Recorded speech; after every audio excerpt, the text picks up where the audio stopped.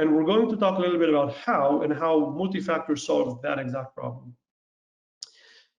It is a well-known fact. Any analyst will quote a slightly different number. They always range between 80% and 90%, but based on our research, we see that roughly 81% of hacking-related breaches use a weak or stolen password. So if your password is I love you or 1234 or first name, last name with a 1 and an exclamation mark, that is not a good idea. That's a weak password, and you will be breached. It's only a question of time. Stolen password is another issue, but let's go through different ways of, let's just see how easy it is to actually obtain usernames and passwords. So many different passwords attack are out there that are employed by different levels of hackers at different levels of capabilities.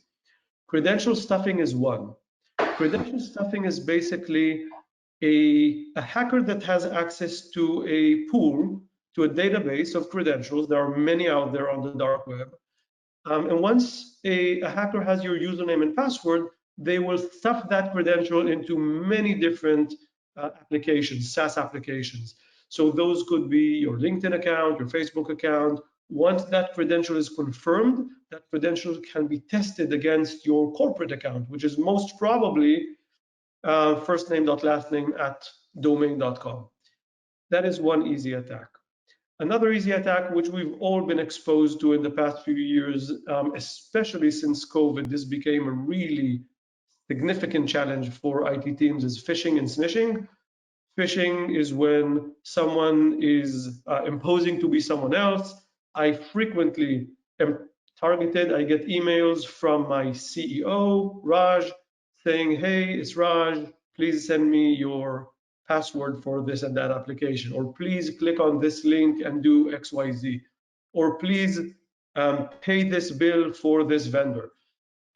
We track that across our customer base, across our prospect base, and we see many phishing attacks that are easy ways into corporate credentials. Smishing is exactly the same thing, just using that same technique through SMS. Password spray is an interesting one.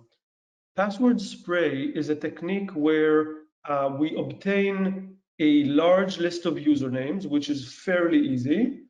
Many usernames are easy to guess, and we spray those easy to guess passwords like I love you, 1234, and many others. There's a continuously updated list of 10 frequently used passwords that many organizations maintain.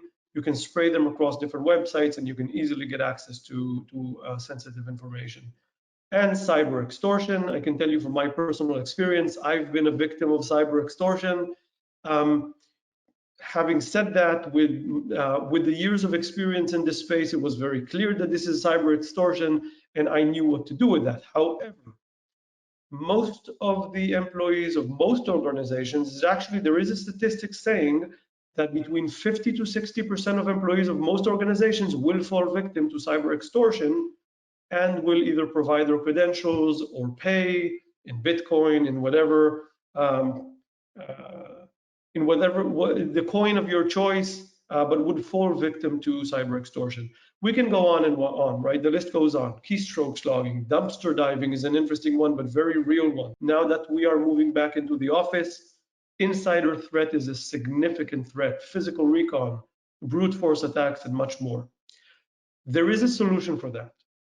It is a known fact that if you deploy multi-factor authentication, you are most likely going to be safe at a level of 99.9%. So you are reducing significantly the likelihood of your company being compromised when deploying multi-factor authentication. So we have a silver bullet. That sounds great. Challenge is we need to talk about how. Because it is very easy to say, let's deploy multi-factor authentication. The challenging part starts now. How do we actually do that? And this dilemma is very relevant for folks who haven't deployed yet multi-factor, but is even more relevant for companies who have deployed and are returning back to some of these dilemmas that we're going to talk about. Please subscribe and check out more content from us.